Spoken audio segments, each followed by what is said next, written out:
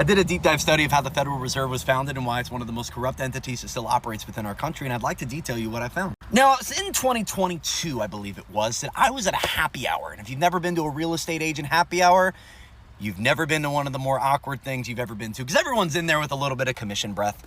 They're in there, how can I grow my sphere, my network to make a little bit money and grow my career a little bit? And I'm not good at those things. I'm very bad at walking into a room with people that don't know me, I don't know them, and we're all just supposed to just kind of get along. I'm not good at it. So naturally, I found the biggest circle, biggest little social circle that already had a conversation going, and in late 2022 was interest rates. Interest rates were about to go up. And I remember when one person said, it's crazy the Federal Reserve is not a government entity. And I remember thinking to myself, because I didn't say anything, it's like, no, it's not. That's not true.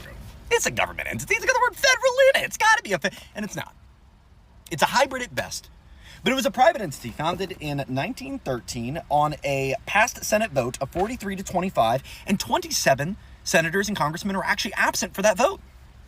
In fact, the Federal Reserve Act wasn't even named that when it was originally put into place. It was originally called the Aldrich Plan, then shifted to the, where is it? I lost it. It was turned into the Federal, oh man, I'm losing it. We'll get back to that. Oh, the Federal Reserve Act. It's turned into the Federal Reserve Act. Stick with me. In 1913, on December 23rd, during Christmas recess, the Federal Reserve Act was passed. That's a yellow flag. That's weird. Let's look at who founded it. The people that founded it went by the name of Nelson Aldrich, Paul Warburg, A. Piatt Andrew, Frank Vanderlip, Charles Norton, Ben Strong, and Henry Davidson. Who are these people? Henry Davidson was a senior partner at J.P. Morgan. Ben Strong would go on to head the New York Federal Reserve. Charles Norton was the first national bank leader. That was a J.P. Morgan bank. Frank Vanderlip was the National City Bank president. That was a Rockefeller bank. A. Piatt Andrew was the Secretary of the Treasury. Why was he there? Oh, by the way, this was a secret meeting. I forgot to mention that. Nelson Aldrich was as well a senator and the father-in-law to John D. Rockefeller, and Paul Warburg was the only central banker at the meeting, and he was a German central bank. He helped create the Reichsbank, the German central bank. And now they're in a room in 1910, secretly. How secretly? These men got together to form the central bank that we know in our country today. They did so secretly at a resort in Georgia, the Jekyll Island Resort, still a resort to this day. I hear it's beautiful. Who owned the resort? It was J.P. Morgan.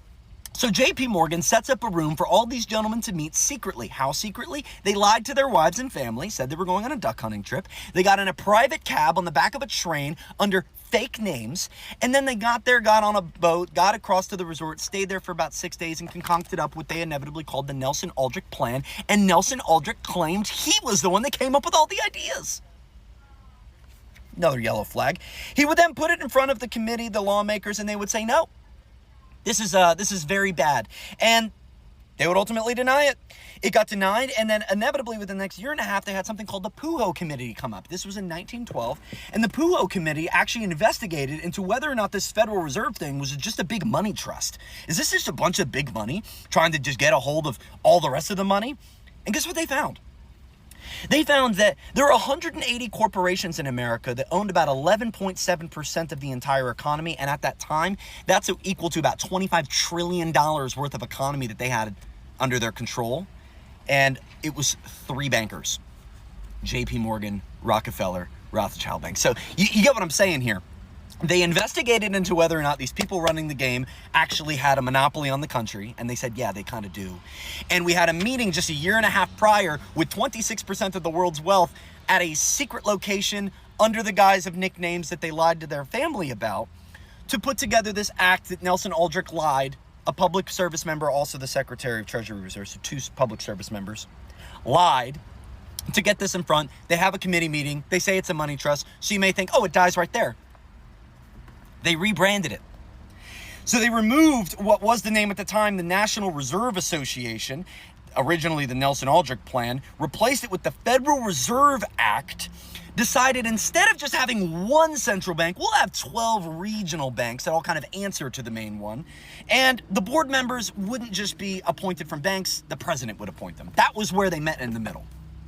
And then it was met with a ton of backlash, to the point where some conspiracy theorists even looked to the fact that the Titanic sinking had 3 of the biggest political pundits against this bill on it. JP Morgan financed the boat and he wasn't on it. Just a weird thing. So again, yellow flag.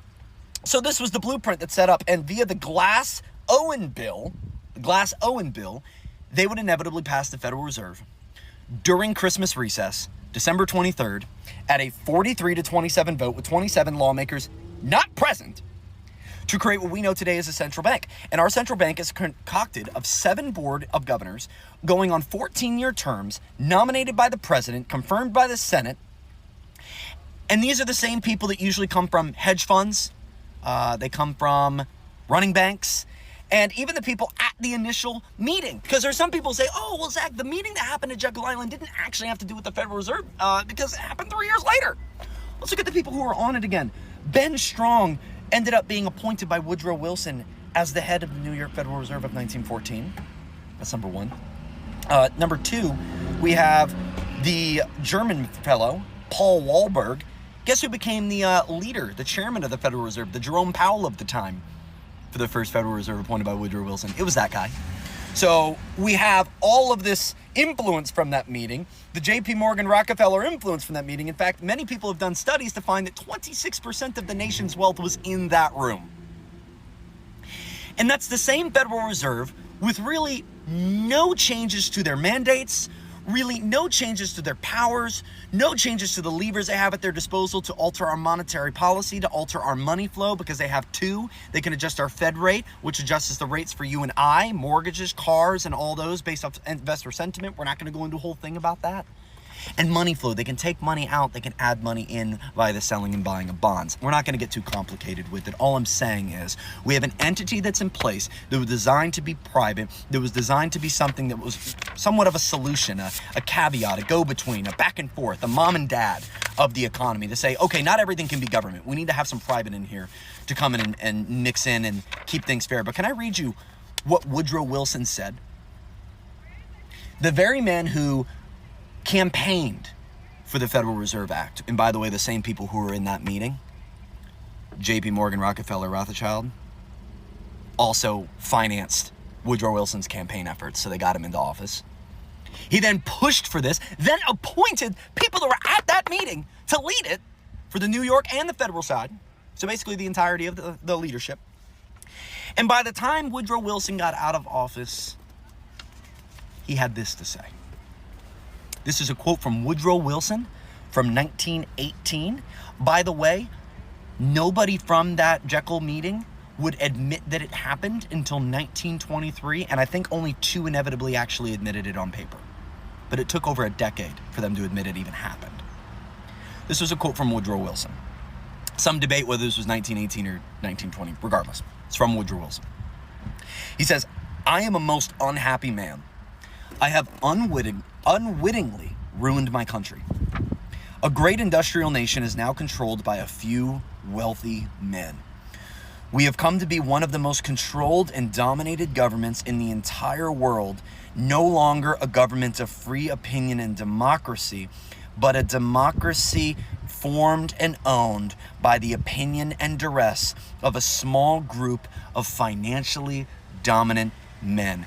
The Jekyll meeting of 1910 led to the Federal Reserve of 1913. And today, as we await in the next 2 weeks, the next Federal Reserve meeting, we will hear Jerome Powell get up and ignore the wealth gap, ignore the housing affordability crisis, and ignore all items that don't stem from unemployment or inflation. And we know very, very, very bluntly speaking that the unemployment numbers we're getting are lagged and are false, and that the inflation numbers we're getting are ignoring the fact that everything's inflated for the last 5 years, and now they're just getting it under control. It's been 5 years. Home prices are up 47%, power's up over 60%, cars off the lot for a used car are now $512 minimum, and that's not including your $200 a month in car insurance. The Federal Reserve has caused a lot of the problems that we sit in today. It was originally put in to be a counterbalance to the government, but all it's done is taken the government's job out of their hands to feed the wealthy, feed the elite, all the way at the top of their money, and secretly, covertly, and I guess with policy and reason, sift money away from the middle class. It was created for wealth, it funnels wealth, and it's doing that today for wealth. And if you think anything different, that's fine, but I stand with Ron Paul, who had a great book, and the Fed.